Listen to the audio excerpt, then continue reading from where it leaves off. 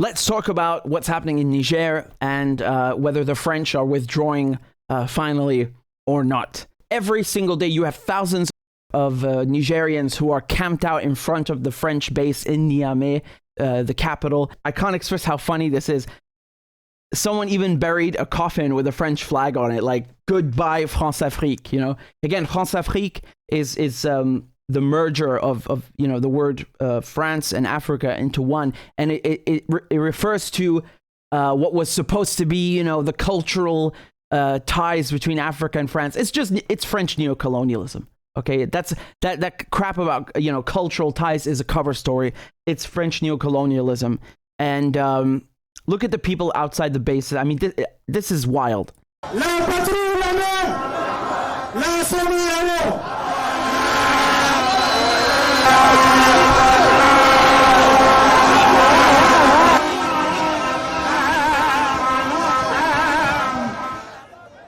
Aban de irkoy batam tara ban amelo bokul him kayno gatang ne hanno dini sajo imakay ge zuzai mo no jina irkoy da ara di man irkoy da man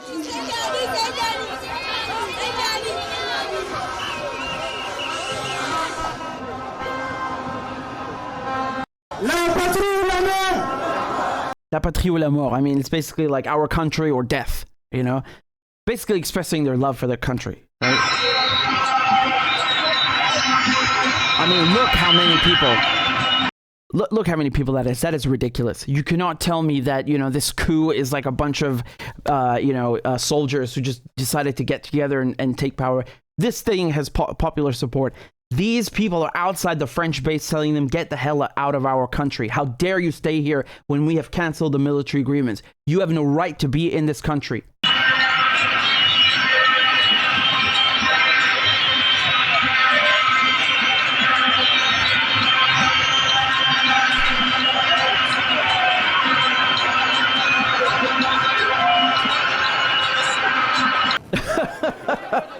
Anti-French sentiment has been rising since Niger's military coup in July. However, relations soured. No.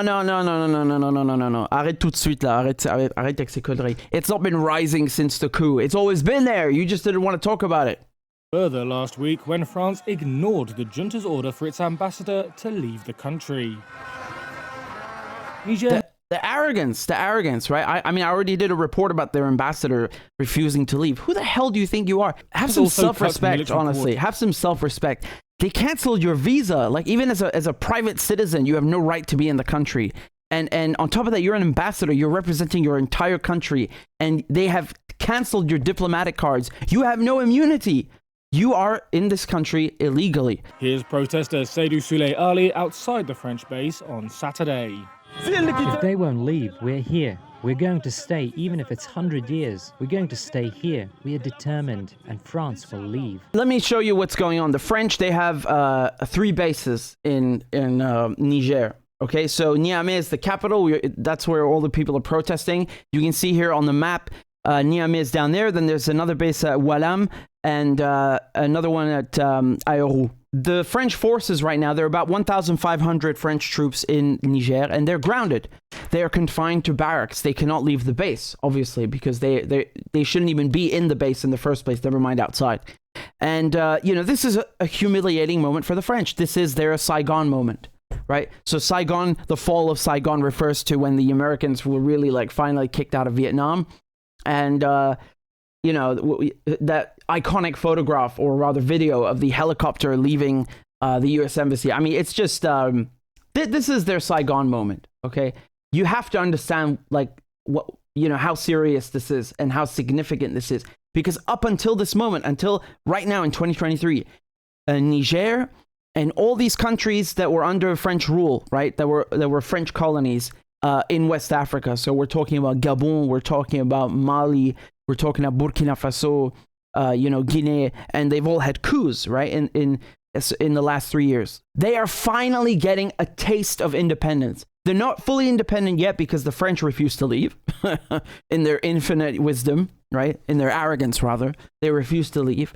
And on top of that, they still have to ward off the threat of ECOWAS, which is being used as a vehicle by the French to basically smite Niger and threaten them with war, and they put sanctions on them. I mean, just so you understand, Niger is already the poorest country on earth. You can look at any bloody index you want. I mean, l'IDH in France, or the Human Development Index. Niger is at the bottom, right? So by any metric, people in Niger are suffering, right? I mean, I find that weird, because how can Niger have uranium, which is critical for France's nuclear weapons and France's electricity grid, and yet it's the poorest country on earth? Something very, very goddamn fishy here. Something very, very, very weird is going on. How on earth is this possible? I'll tell you why. It's because they take people like Bazoum, right? In Niger's case, put him in power, give his family nice perks, military aid, weapons, prestige, and basically, he sells his country in return, right? He sells his country and countrymen out. I want to ask you a question. If France is being fair towards Niger, right? France is really just buying the uranium from Niger on an equal footing. There's no monkey business going on. They're not trying to cheat Niger or basically rip them off. Then how come the contracts and the agreements between these two countries regarding uranium have been secret and classified for decades? Why would you classify it? Why not just publish it and be honest about what you're giving Niger for their resources? Now, right now, the French refuse to recognize the new government, right? They like to call it the junta. They call it the junta, and they say it's an illegitimate government. So when they kicked out the French ambassador, they expelled him. God, how embarrassing. How embarrassing. How could you let it get to that point? They said, oh, we don't care. We don't recognize this government, and so therefore they don't have the authority to annul it. Who are you, the Supreme Court of Niger? Get the hell out. It's not your place to say, oh, this is the legitimate government, or Niger, or it's not, or it is. You're not from Niger. It's not your country. Get out. Because they know it will escalate if their troops come out. They've confined all the French forces to their barracks. On top of that, the whole purpose, right, that they claimed was necessary for France's presence was to fight the jihadists. This is a joint program. These are joint operations. So France has to do them in partnership with Niger's forces. Niger's forces have stopped responding or talking and interacting with the French completely. There is nothing happening. There are no operations happening because Niger refused to cooperate. They don't want the French in their country. Whether they like it or not, they have nothing to do in the country and have no business in the country.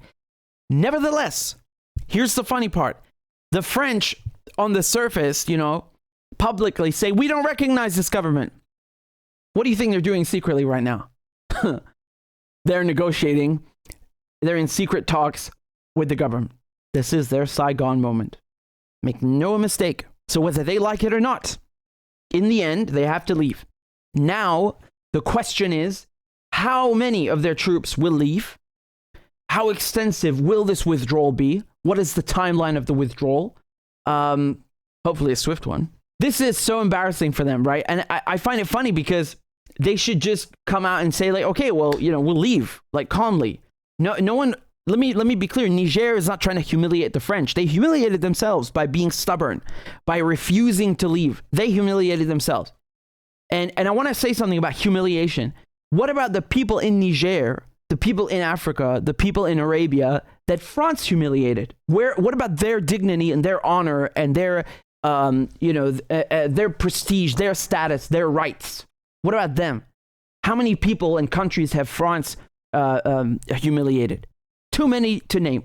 So the French have no right to talk about humiliation. If there's any shame, they have brought it upon themselves. They should leave, period. When you go to someone's house and they ask you kindly, can you please leave? And you you just you go and stomp, you put your foot down and act like a spoiled brat or something and refuse to leave. You bring shame upon yourself. I want to play you a clip from François Hollande.